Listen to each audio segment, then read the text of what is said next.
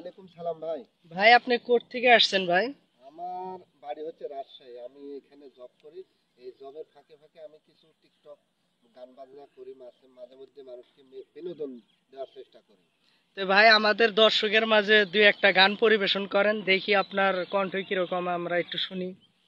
গান তো আসলে আমি ওরকম গাতকও না, হালকা পাতলা দুই একটি গান আমি নিজেও লিখি। আসলে আমার অনেক অনেক গান লেখা আছে, যার মধ্যে আমার সর্বপ্রথম গান হচ্ছে ভাবতে আমার অবাক লাগে। হ্যাঁ ভাই, করছো তাহলে তুমি কি? বলেন, আমরা দেখি শুনি। আচ্ছা ভাই, যখন এই ভাই যখন শুনতে চাচ্ছে দুই এক কলি বলি।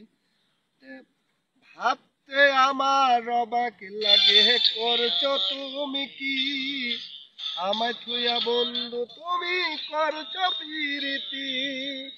ভাবতে আমার অবাক লাগে, করছো তুমি কি আমায় থুইয়া বন্ধু তুমি করছো প্রীতি।